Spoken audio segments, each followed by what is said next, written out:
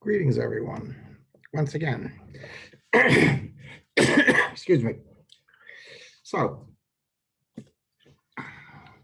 we last ended with the last three French governors. France has had Louisiana since 1699. You're looking at a total of 63 years. In that time, they established a presence, but not firm control or an effective colony. Their time is about to come to an end. And what brings it to an end is the 7 Years' War, or in American terms, the French and Indian War. Excuse me. This will also introduce the Spanish. It's at this point that Louisiana ceases to be French and becomes Spanish. So this is Louisiana's Spanish rule. The 7 Years' War breaks out because Great Britain claimed North America along lines of latitude, completely across the United States. You saw a map of that earlier when we discussed Bienville meeting with Captain Bond's an English term. So as a result, the area in the Ohio Valley, which was French dominated with the local Indians, was also claimed by the British. This didn't become an issue initially, but as the population in New England and the Virginia colonies grew, the need to expand further west became more important. And that's when a young surveyor was sent across to survey the lands that Britain thought belonged to them. That was 21-year-old George Washington, who was sent with a detachment of troops to investigate the area, and at the same time to inform the French that it was British territory. He confronted the French. There was an altercation. He shot at them. This would result in a major war. When he shot at them and killed several Frenchmen, the French retreated to Fort Duquesne and came back with reinforcements. That's when Washington realized that it might not have been the smartest thing to do because he was trapped in the middle of French territory. He then built a quick little fort of woods packed around itself and called it Fort Necessity. The French arrived, an altercation broke out, and the French prevailed. Rather than killing Washington or capturing him, instead, they sent him back to England to inform them that the English did not belong in this territory. Britain thought otherwise, so that opened up a major war, which would later become a world war because England would enlist Germany to attack French territories on the mainland, which would put France in a situation of fighting a two-front war. In the midst of this war, the English, fearing the involvement of the French in the northern parts of Newfoundland and Acadia, forced the Acadians out. This is how the Cajuns would come to Louisiana. English and Prussian operations in Europe bled France, and France will eventually lose when William Pitt becomes Prime Minister of England and decides to completely press the war in a different direction. By the Treaty of Paris in 1673, the conflict was over. Canada went to England. Spain gave Florida to England. But France in 1762, a year before the war ended, by the Treaty of Fontainebleau, realized that the time was coming where they would lose. So they transferred Louisiana to Spain. That was King Louis XV to his cousin Charles III. We'll get into more detail of that in a little bit. But in the event of doing so, that deprived the English of having what would become the Louisiana Territory. So this is the very early colonies going back, that's in 1700.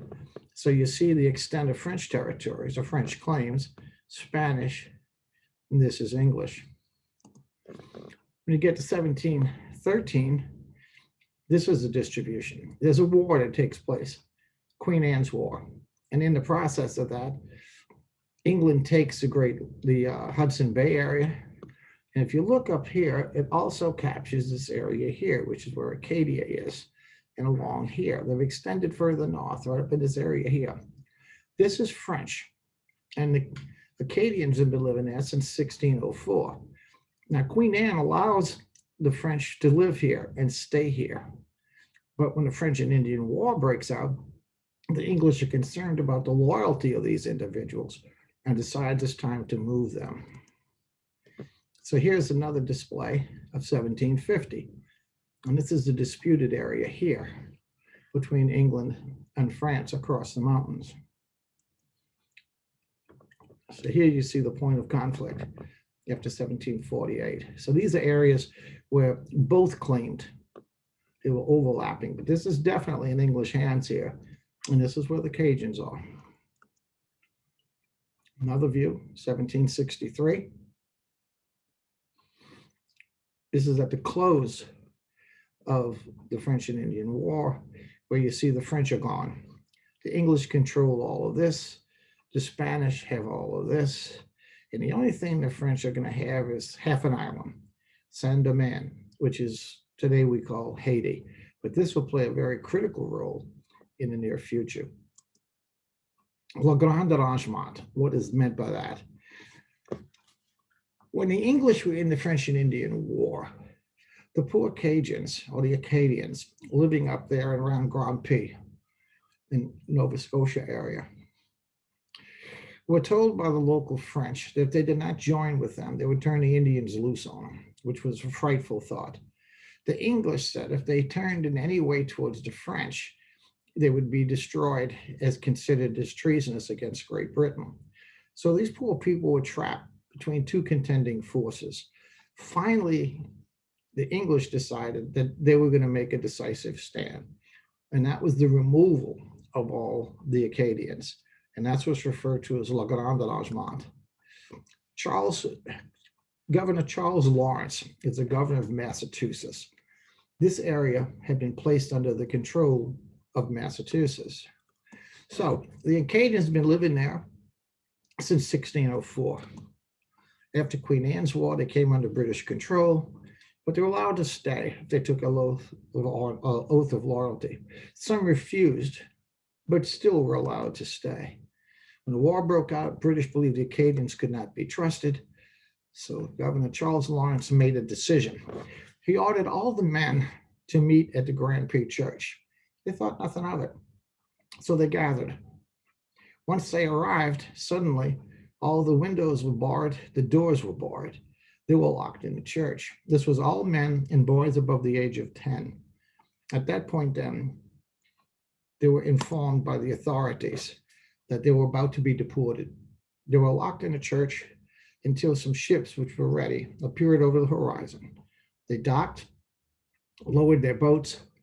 The men were then herded out the church under military escort, brought to the beach, forced onto ships, and forced onto the boats, and the boats brought them to various ships. And there was no concern whether families was kept together. Dads were separated from sons, grandparents from grandsons. The men were just randomly thrown in the ships, and the ships sailed away. Then later, another group arrived of ships, and the women and children and elderly were collected. And likewise, with no concern whatsoever for keeping families together, they were indiscriminately loaded into the ships, and the ships then sailed off and went to different places. There was no way these people could find out where their family members were, how well they were doing, and the conditions were notoriously terrible because they were crowded into these ships with very little food, no sanitation to speak of. And the British considered them prisoners of war, enemy. So there was no great love for them at all. As I said, no concern. It was spread as a result throughout the British colonies. Now, where they landed depended on how they were treated. Some areas didn't allow the ships to land, so they were stuck there. Others brought them in and treated them as servants. Some brought them in and actually in Georgia sold them as slaves. Others were just treated brutally when they arrived. They were perceived to be the enemy. They were French. So you could imagine the welcome they received. Gradually, They would start working their way to the only French-speaking colony they knew of in America. That was Louisiana. And if you want to listen to a beautiful poem on that, it's Longfellow's Evangeline. It's quite long, but it explains the whole story of Le Grand Arrangement. This is a picture of the priests with the women and children being herded on a shoreline as they sent off in ships. And the smoke in the background is after the people were forced out, the British came back, looted what was left, took what they wanted, and then burned all the homes. This is the area we're talking about up in here. This was Acadia, and this is here. Grand P is located right up in here. So the ships came through the pass here, loaded all the people up, and then sailed them out. This is showing, this was French during the French and Indian War. Or to see my cursor, the green and this tan color is what's British. So you can see here's Grand P right up in this area here. So you can see with a war going on, with this being French and this technically being British, but occupied by French, where they created a bit of a problem. This is one picture of them being informed in the church as to what was going to happen. And here's another view of the same story. That's when the directive is read to them. The men are gone, the women are on the beaches. The farms are emptied. They could take what belongings they could carry. So despite how much they brought with them to the beach, they weren't allowed to take it. After that, the homes were looted and then burned, so they had nothing to return to if they sought to come back. From here, you see where they went. They were then, these are the ones, the blue, the red arrows, are those who got wind of what was going on and escaped to French territory. The blue are the ones who were captured and distributed. These are the numbers distributed to all the different colonies. Some 1,100 of them go back here. Was sent to Great Britain. So they were distributed practically everywhere. In 1768 to 1785, you start having a backwash. What happens is many of them have found their way down here to Louisiana. And once the Spanish have control, they then turn to the French because the Spanish have control of Louisiana now. And what they want to do is try, if possible, to increase the population. They see this as an opportunity. So Charles III turns to France and says, listen, I'll send the ships. If you load them up, we'll ship them to Louisiana. And that's what happens there. So these poor people are moved all about for a number of years. At the same time, they didn't have the advantages we had after Katrina of technology to find our family members. They have no idea where their family is or where it's going. This is our first wave is expelled from the colonies. Second wave moved from colonies to France, Haiti, Louisiana, New Brunswick. And the third wave is coming back to Louisiana. So you can see all the different moves. This is a medallion that marks it. This is Evangeline Oak. Under this oak, the Cajuns would meet. And when a new ship arrived, those getting off, they would leave. The locals would come and gather there and talk to the people, the new arrivals, trying to find out the stories of their families, if they heard or if they knew who they were, because it was a relatively tight community. As even today, the Cajun communities in Louisiana are very close. And that's why they were hoping that through word of mouth, they could find out whatever happened to their fathers, sons, daughters, grandparents, wives. These are some of the Cajuns in Louisiana painting. They brought their culture with them. These are the parishes in Louisiana where they would eventually settle. This is some of the homes they built, which was similar to the ones you see up in New Brunswick area, in Acadia. The boys would live upstairs, and the rest of the family would live below. And of course, we all cherish our Cajun food. So anyway, with the Treaty of Paris of 1763, all of this part, western of the Mississippi River, now becomes Spanish. This whole area that was French, east of the mountains, is now firmly in the hands of Great Britain. And to reiterate, Haiti is the only thing left that belongs to France. So France did not wish to give up Great Britain. So as a result, to try to keep from Louisiana from going to Great Britain, they cut a deal. He gave Louisiana to his cousin, King Charles III of Spain.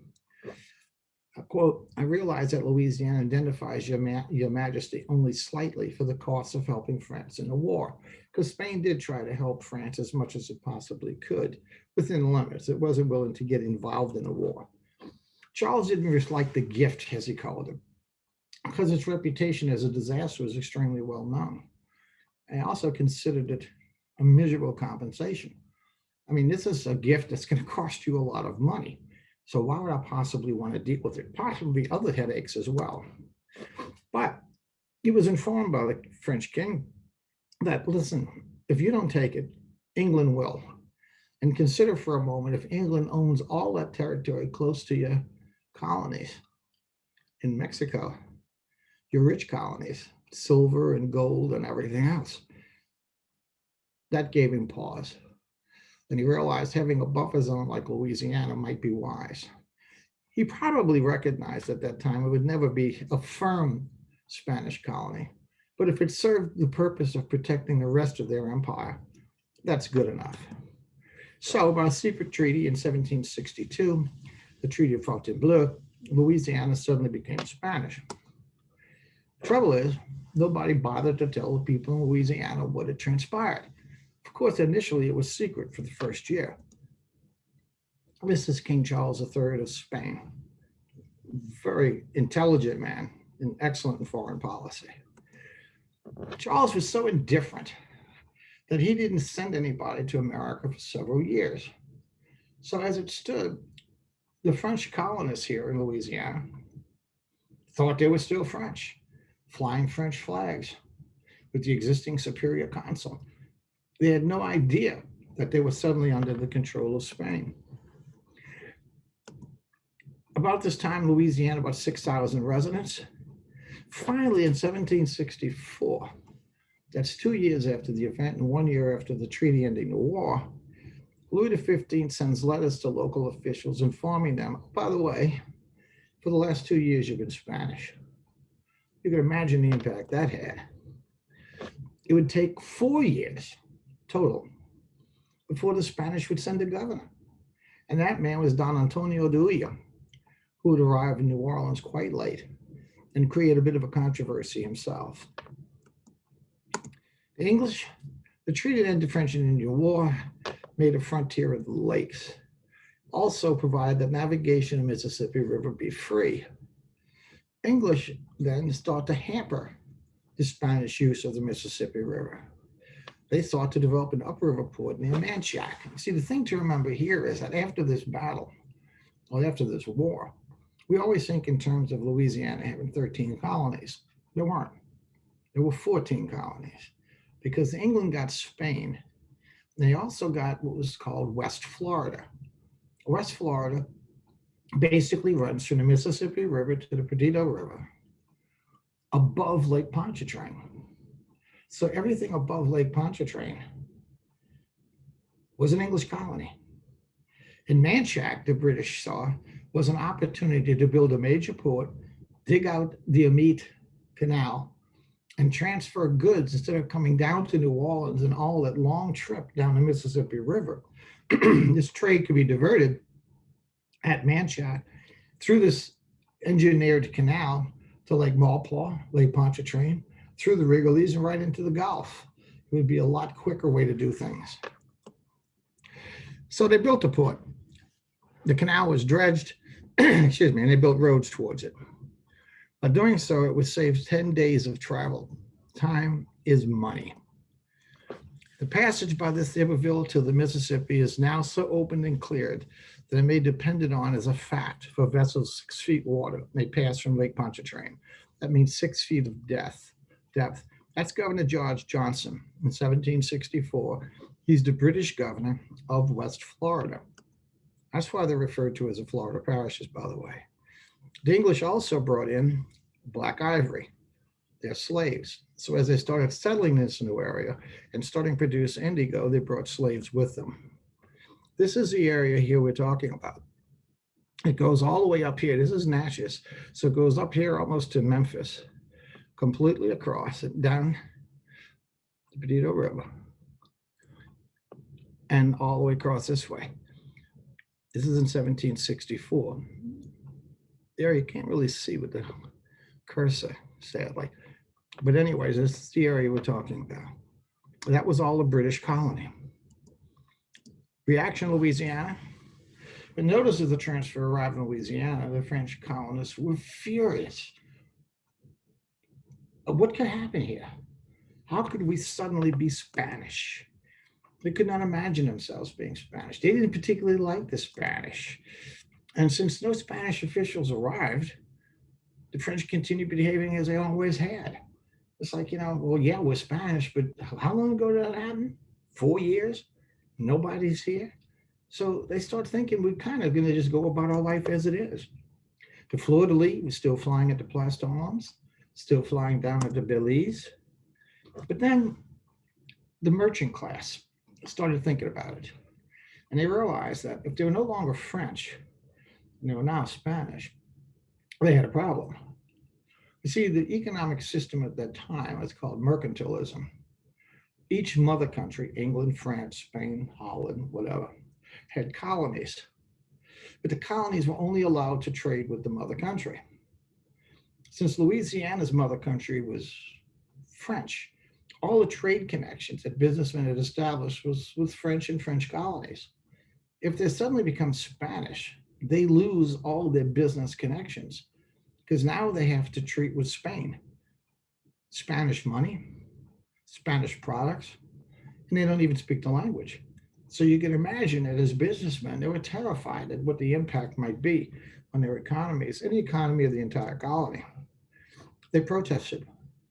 They started organizing demonstrations, hoping they could bring attention to the crisis they were facing.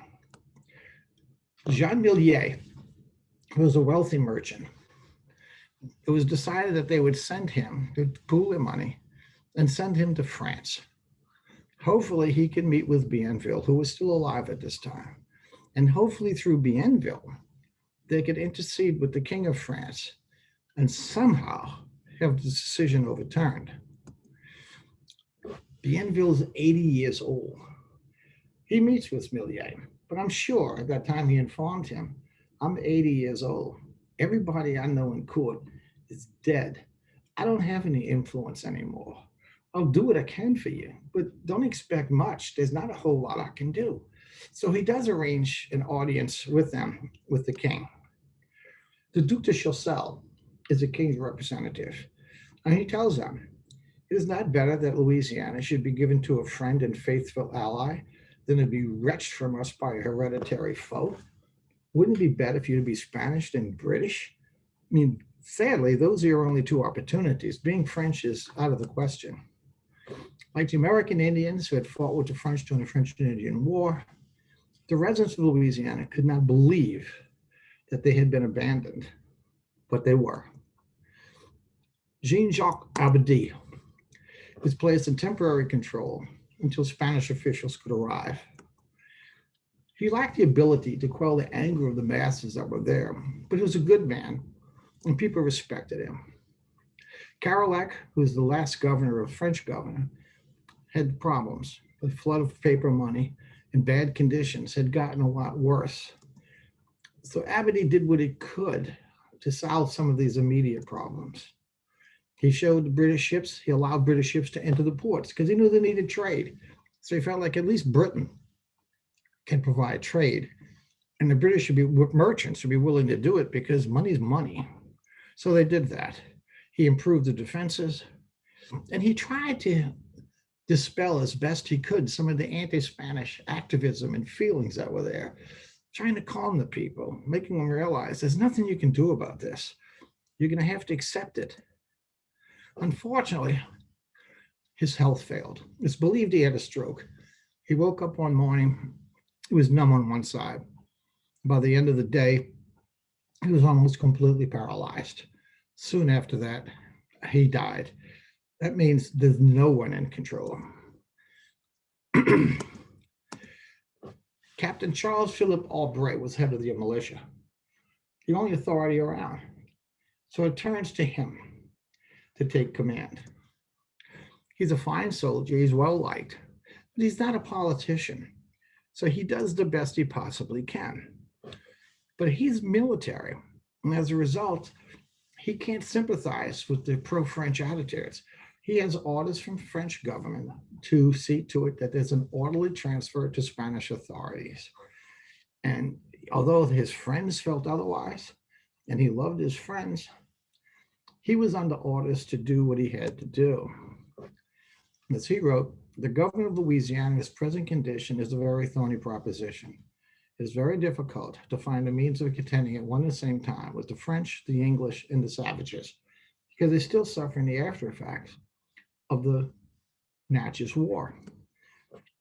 In the meantime, several French merchants started meeting in private. They had to do something. So kind of a conspiracy is starting to form as these men are discussing how are we going to handle this situation. There's no leadership.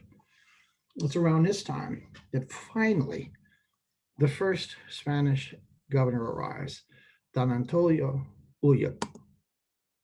Who is he? He arrives on March 5th, 1766, aboard the ship Volante. It's a terrible rainy day in New Orleans, as it normally is. He's a 53-year-old bachelor, and he will be the first Spanish governor. It's 4 years after the transfer of Louisiana to Spain. So in the meantime, there's efforts among some of these businessmen to think, do we really need a king? Because we didn't have much with the end of the French rule, and we've got nothing under the Spanish, and we're doing pretty well.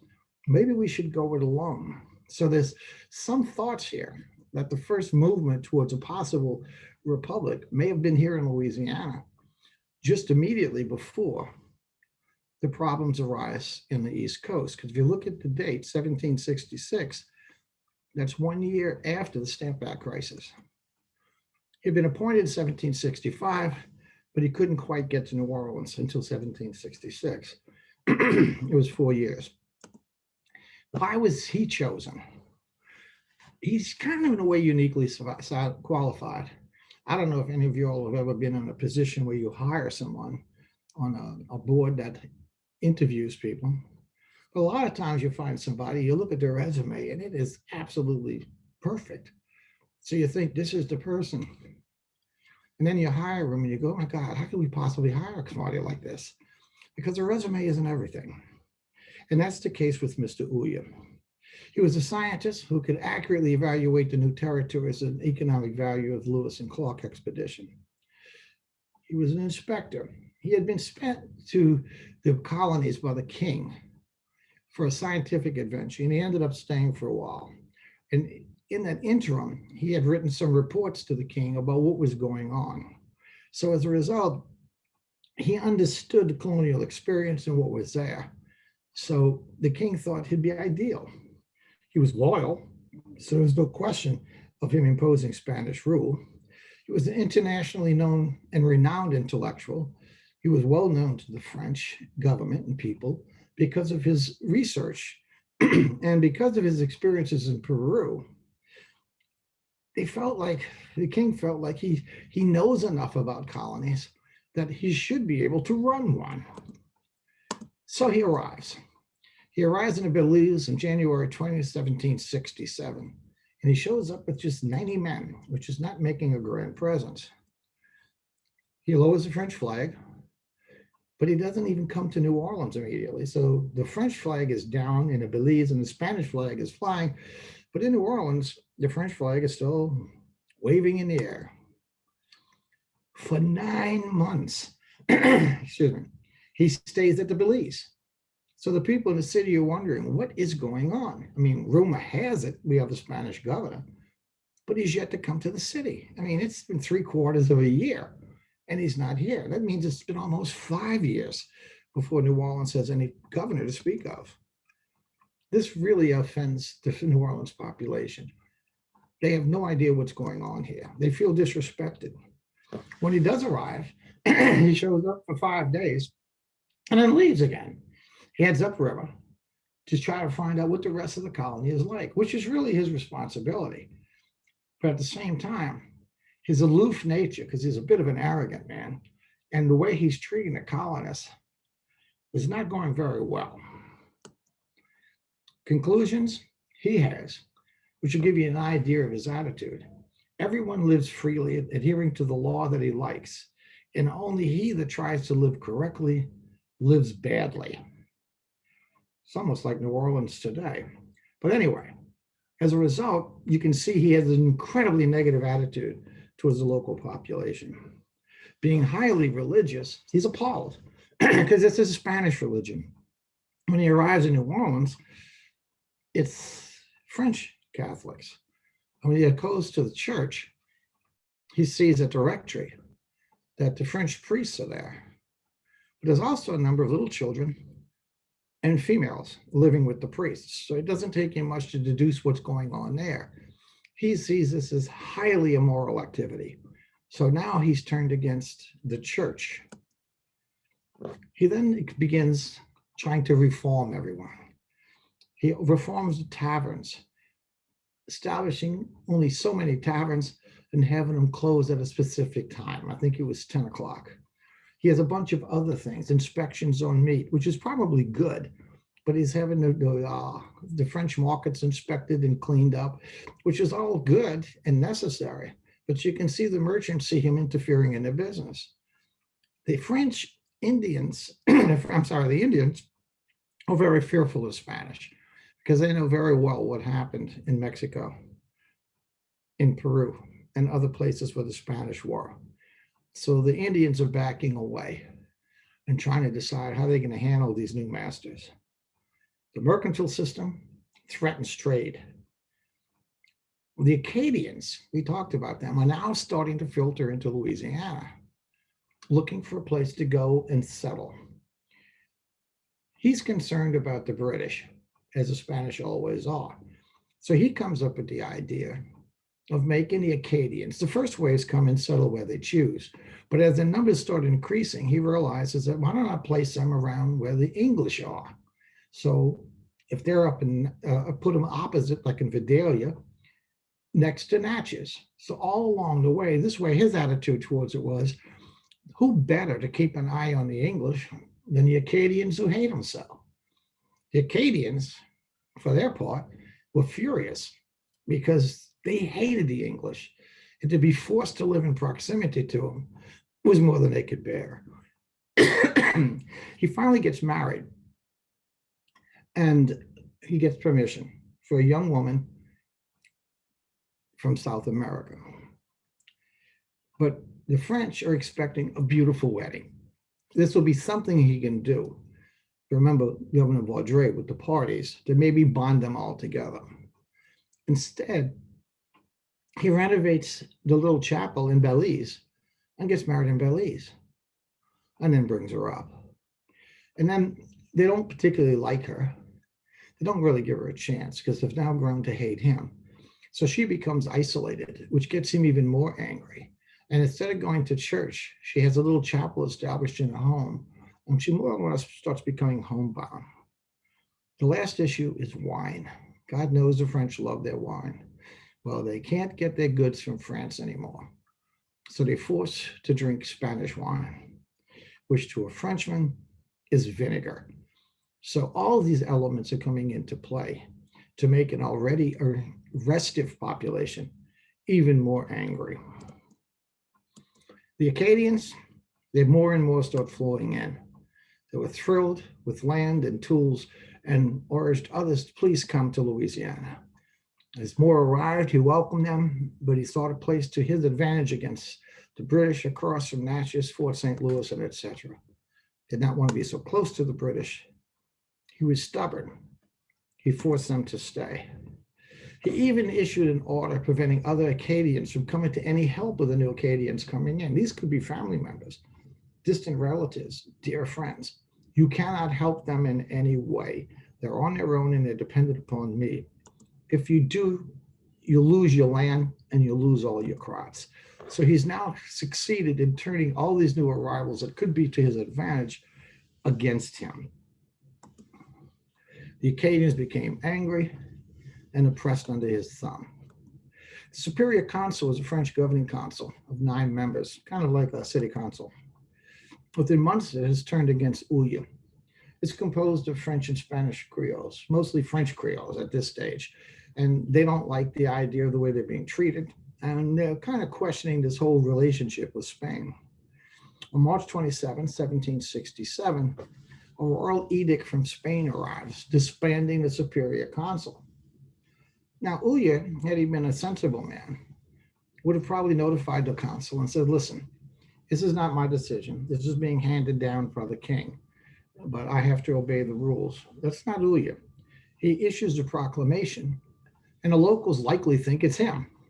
And he never tells them anything different because they have no right to know what his purpose of his decisions are. So now the Superior Council is furious. It spread like wildfire. Everybody blamed him for trying to overthrow any local authority. Plus, he's got other problems. He don't have any money. He wasn't given any soldiers. And the changes condemned his administration to failure because he was making too many changes at one time. His troubles mounted. As a result, he turned totally away from the people and started following his intellectual pursuits and studying plants and animals and enjoying the company of his wife and his Spanish associates that were with him, and turns his back totally on the French that were present that he was supposedly ruling with. Next comes the slave trade. The colony was in desperate need of slave labor to get things done. The regular slave trade had diminished. So as a result, there was no slaves coming from Africa, so they were only coming from the West Indies. Ulloa cut off this trade. Again, he didn't explain his reasons. He just cut it off, which again severely impacted the economics of those who needed them. The reason he did it was because there were a lot of slave revolts breaking out in the West Indies. It was peaceful here in Louisiana. And he was very much afraid that some slaves coming from the West Indies introduced to Louisiana would spread the ideas of insurrection, and he'd start having problems here as well. So the French slave traders only saw this as an economic loss. As a result, they turned against him. So what's happening is it's a constellation of issues are building up against him. You might call this the first American Revolution. Actually, you should call it rebellion, because a revolution's if you succeed, a rebellion's if you fail. Excuse me. So rebellion begins. They began a concerted effort to undermine him. They start undermining his economic policies as best they can. They plot with merchants and ship owners to violate all trade regulations, trade with whoever you want, and smuggle the goods in. He doesn't have the wherewithal to stop it. Work to create artificial shortages of needed goods. If you want to get the population angry, have shortages of wine, shortages of flour, shortages of other food stuff, any kind of shortage. If you start having shortage, people become angry. They're trying to generate public anger. Flour in particular becomes scarce. When St. Maxim was sent with some money to buy flour from the Germans, the German coasts, they got the grain, but then they stole the money from St. Maxim, so he couldn't pay the Germans. So now the Germans are angry because they feel like he ripped them off. It wasn't him. It was an underground activity by the French leadership. The plot thickens. Nicolas Foucault and Nicolas Chauvin de Lafreniere Park. He's the Attorney General. He was a charismatic and a very great speaker. They met at the home of Balthazar Massons. They would later move to Madame Marie-Louise Protel. Some contend that Lafreniere was having an affair with her. No telling. But nevertheless, they're starting to go to private homes and discussing over the table and wine what they're going to do. Having poisoned relations with the French and the Germans, they now decided we have to work on the Acadians. So then I found 2 cages, Justine and André Verret, explained what was going on and tried to instigate the Acadians to start rioting and presenting all sorts of protests about the way they're treated. Now the plot's starting to move. Ulya, for his part, knows nothing about it because he's become so totally remote. October 28, 1768, the rebels led by Chauvin, Lafreniere, and the Attorney General met with the Superior Council. Now remember, the council is declared illegal, but they're still meeting. They discussed the illegal behavior of Ulya, that all these things he's done are illegal. Then they questioned the legitimacy of the transfer of Louisiana to Spain, which was really beyond their purview, because what happens between countries like the kings and monarchies of England, Spain, France, Germany, Holland, Russia is their business. But this shows an interesting spin that somehow they think they have input. It's again lets you think in terms of a republic and individual rights. They present a petition from the colonists, and they demand either present his credentials or leave the colony. Because their contention is, did you ever, or did Ulya ever present to us any paperwork saying he was governor? No. He just showed up with a flag and 90 guys and said he was governor. We don't know if he really is or not. Who is this guy? It's a pretense, but that's what they're working on. Ulya rejected demands and argued that the Superior Council had no authority anyway. They were disbanded, remember? You're under Spanish law. And he refuses to carry on any more discussions. Lafreniere is chief of the party. He wants Louisiana French. He's one of four brothers, an early follower of Bienville. He'd gone to France, became a gifted lawyer. He's the attorney general, and he forged a group of supporters from the wealthiest members of the colony now. He's trying to move. The mass of loyalists were devoted to the French king, and it's possible, in looking over some of the records, that Lafreniere may well have been thinking of establishing a republic, because once he realized the French were not interested in taking Louisiana back, it then became his what are your alternatives? His speeches were a foretaste of oratory of the American and French revolutions. What harm have we done in shaking off the foreign yoke? What does that tell you? So the revolt begins. A Creole who had run against the Superior Council and was on outs with the group in power informed Ulya that there were plots. Ulya refused to believe it. There's no such thing as an outright rebellion. They wouldn't even consider such a matter. Aubrey, who's head of the military, was likely kept in the dark too. But before confronting Lafreniere, he gained the loyalty of his troops because he knew something was going on. It's too small of a community. Had he arrested the rebels when he got wind of what was going on, what happened might not have happened. But he didn't. He didn't know how big the conspiracy was, and he wasn't about to put himself and his men at risk. The rebels, early one morning, awake, and they spiked the gun to the Tchoupitoulas gate. What does that mean? You have gates to the city because you have 4 forts. Cannons are the best way to suppress a riot. Napoleon said that once about a whiff of grape shot. So the way to stop a cannon from working is to spike it, which is literally that. You take a metal spike, you put it in a touch hole, and it lights the fuse, and you drive it in hard with a hammer. It literally welds itself into the hole, so the cannon is absolutely useless. So by doing this, they deprive the Spanish of the cannons. Ulya gets wind of this. He then orders the Volante, his ship, which is docked in New Orleans, to have the decks cleared, the guns loaded, ready for action. So the two sides are now getting ready for a conflict. October 28, 1767, citizens awoke to news that rebels had taken over the city. Businessmen closed the shops. You know what that's like, locking the doors, pulling down the shades, and hoping unrest doesn't destroy their property. The governor retreats to Volante and has its guns leveled at the city. It's now a standoff. The militia under Colonel Marquis parades in the Place d'Armes. So they've now established their own militia, and Pierre Marquis has now led that militia. The rebels give the Superior Council a document asserting the ancient rights and liberties, granting certain privileges, all this relating to his behavior, and finally, the expulsion of Ulya and other Spanish officials from the city. This is an outright revolution and an overthrow of the local government. The crowds gathered to plus their arms became violent. There were Germans, Acadians, the French, they got them all there at one time.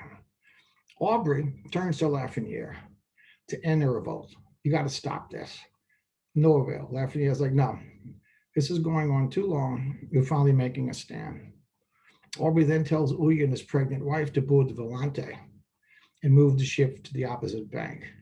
Spanish troops barricade themselves in Ulloa's house with their guns out the windows. Superior Consul accepts Pierre Ceris's petition requesting the expulsion of Ulloa. The mob starts becoming violent and disorderly. At that point, the Superior Consul feels like it has control. The governor's on the ship. We don't have cause for anything terrible happening. So they then order the crowds to disperse. We have the situation in hand, and they do. Aubrey's ordered to report to the consul, and they question him. You're the first one to meet Ulloa? Yes. You had numerous conversations with him, did you not? Yes. Did he ever present any documents telling you that he was a governor? No. Ah.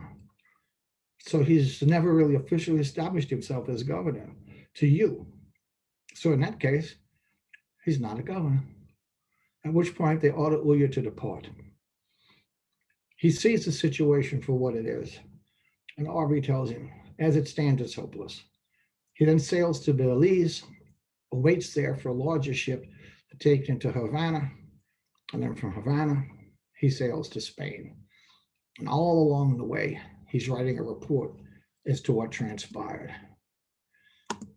These are the charges that they lodged against Ulloa. The unconstitutionality of transferring the colony to Spain. That's an interesting point. They talk about the natural laws of men, which in a way is reflexive of what will finally appear in the Declaration of Independence.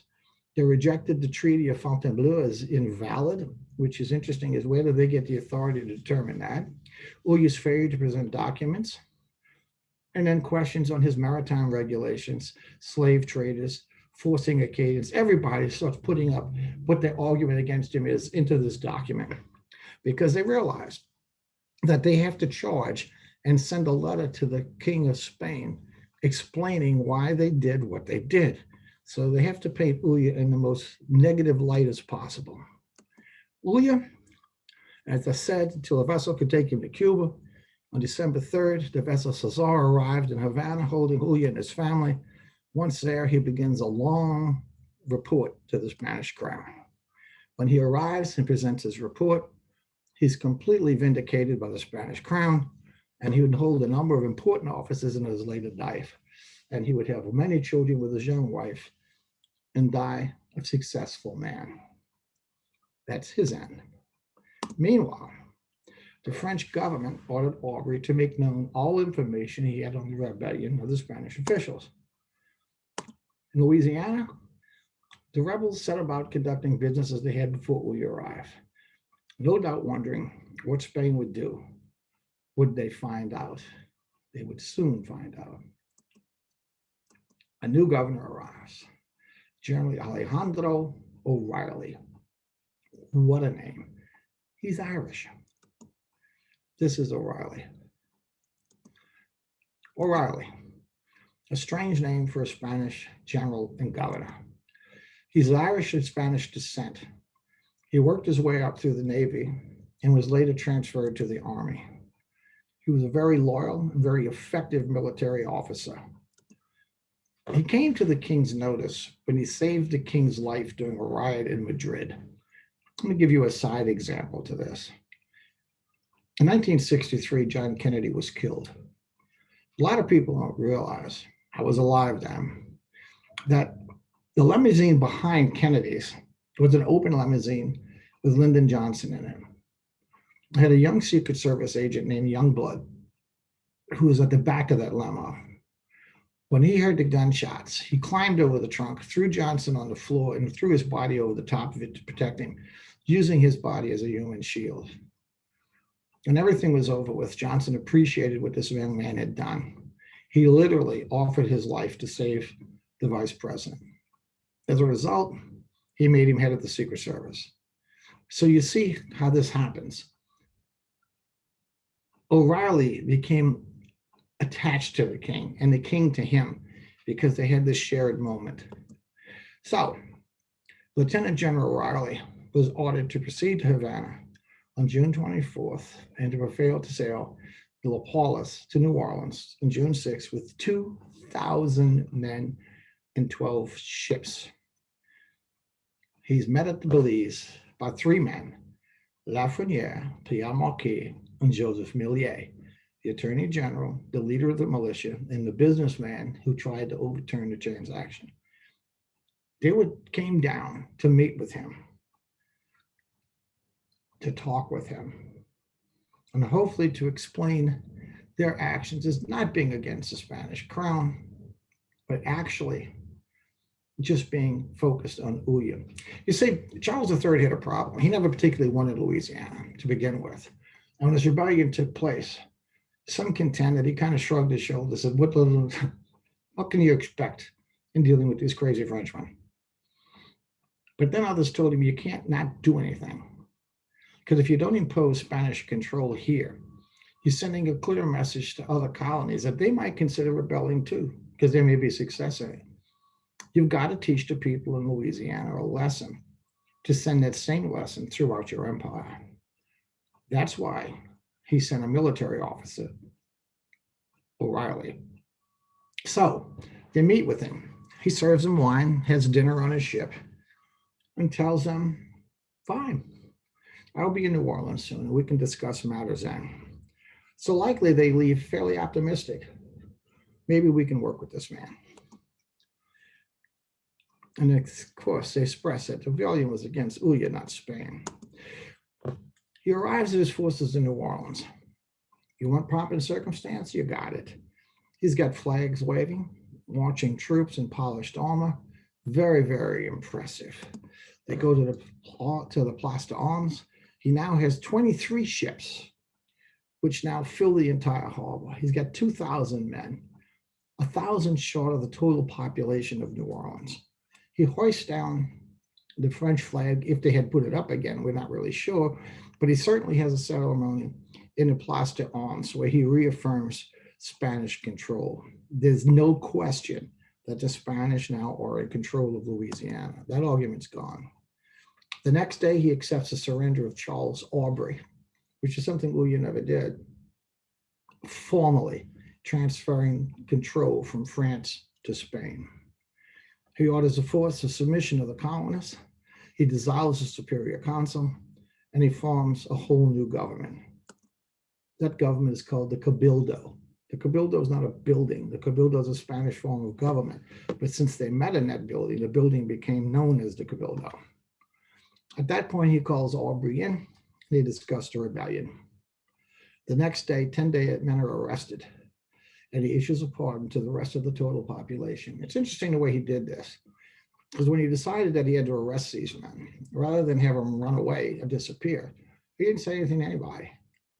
He got the list and invited them to dinner. And they came to his house and they had dinner. Likely a very pleasant conversations. They drank their wine. Everything was fine. And when the meeting was over with, they left. But when they walked outside the door, they found the streets were full of gendarmes, Spanish soldiers. They were immediately arrested and loaded up on ships in the middle of the river. They were now prisoners. The rest of the citizens then took an oath of loyalty to the Spanish crown, and he said, fear not. All that you've done is forgotten. I'm only after the ringleaders. He then imposes laws, issued tariffs fixing prices of most staples. You're not going to have rampant inflation. You're not going to have speculation. Supervises the weights and measures to make sure people aren't being cheated at the markets. Supervises the public markets and the activity that takes place there and has them cleaned up, just as Ulla had ordered. Guarantees plenty of supplies of staples at fair prices, high quality, excellent meat and bread. The Spanish have money. That's something that the French have never had. So he's able to bring this largesse into the city to put the people at ease. He allows 12 taverns and 6 billiard halls to operate and dispense alcohol, but they will close at 8 o'clock. Imagine closing bars at 8 o'clock. We kind of went through that with the pandemic, didn't we? Prosecution. He receives the prosecutor's recommendations. Now remember, This isn't the way we have laws today. The men that stay on this prison ship, they aren't allowed off.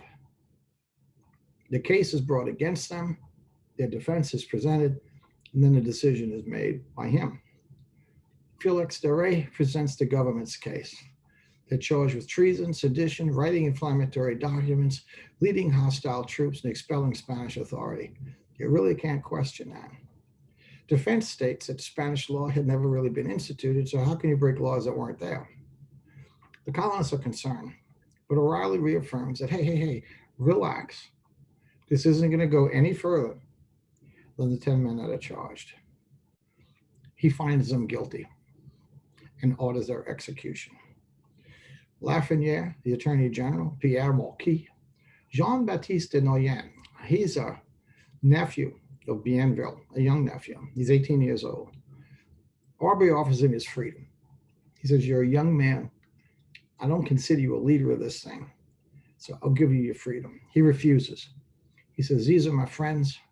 If they die, I'll die with them. Or O'Reilly says, your choice. That's what he does. Pierre Cerise, Joseph Millier. Joseph Villery, an interesting story here, didn't make it to the trial because he was already dead. Apparently his wife got wind that he was on a prison ship. She found a boat and found a ship and rowed up to it. He was on deck, maybe walking around. He might have allowed some latitude. She called out to him. He ran to the side. We don't know what happened, whether he tried to jump over the side to get to her. Whatever happened, an altercation broke out and he was killed on a ship. And supposedly his bloody shirt was thrown down into the boat where his wife was. So he was already gone. Other penalties, Joseph Petit was given life imprisonment. Jean Millier, Pierre Popet, Pierre Bisblanc, given 6 years imprisonment. All their property was seized, except for the dowries of their wives. I don't know if you know what a dowry is, but a lot of times back then when a wife came into a marriage, her family provided substantial sums of money or property or belongings. The court ruling there was that whatever she came into the marriage with is hers. Whatever was his is now given to the state. All prisoners served 18 months before they were finally pardoned. Commissioner Foucault, who was French, was deported back to France. When he arrived, he spent 18 months in the Bastille for violating French authority. Another 20 individuals would be exiled.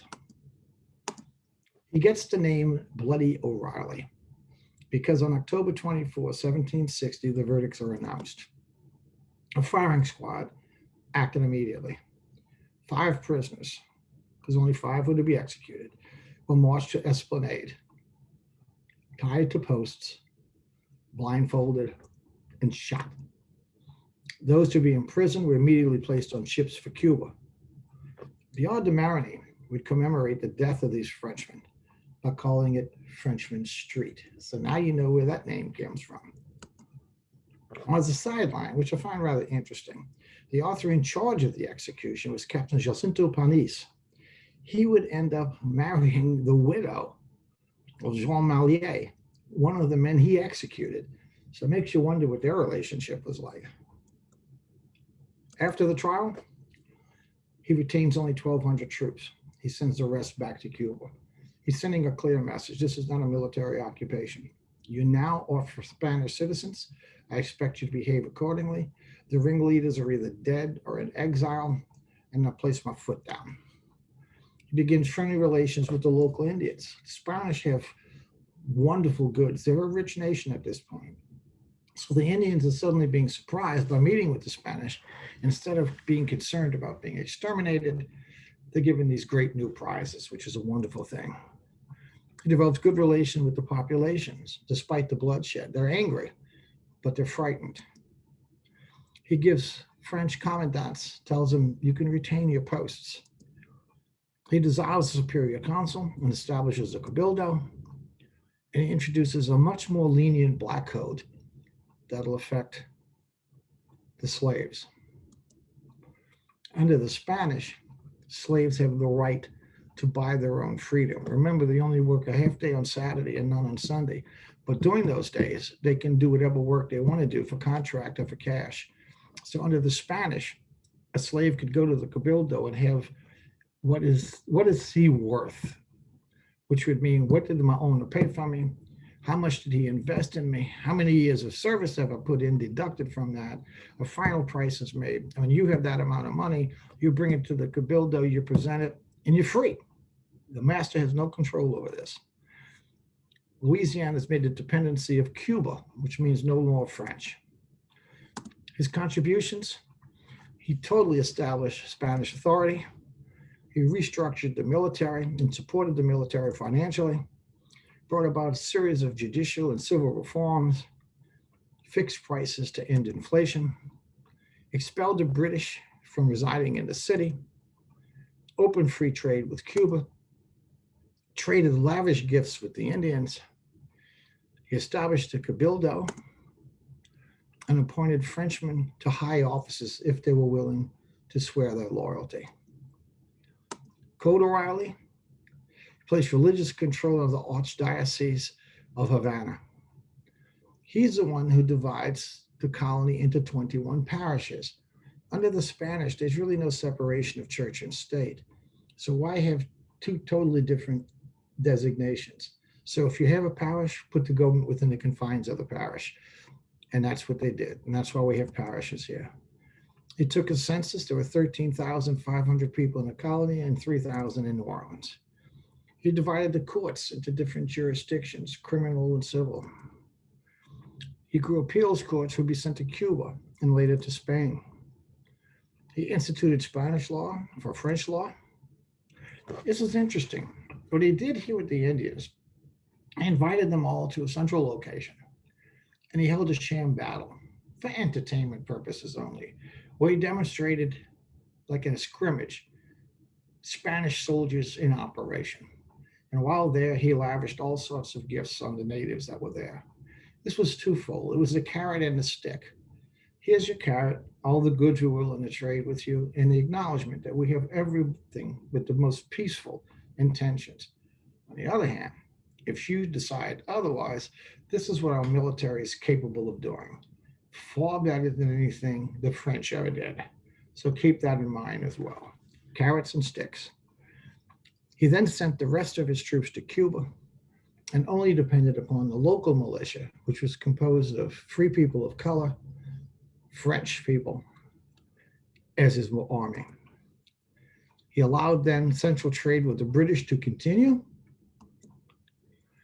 He would only rule for 7 months, and then he would be gone. 1670, the year of the Boston Massacre. So you can see how these two revolutions take place almost simultaneously. Following Governor O'Reilly, a new governor takes place, Luis Gonzaga. Unlike the French, who jumped from one horse to the other with no connection, Luis Gonzaga was there when O'Reilly was there. He learned under O'Reilly. And when O'Reilly stepped down, Gonzaga stepped in. It wasn't a strange person arriving. He was known by everyone. That'll be the Spanish tradition. When one governor steps down, the person who replaces him will be someone who's already been living in the colony and groomed for that position. So next time we'll talk about some of the other Spanish who come in to take control of the colony. Take care and see you there.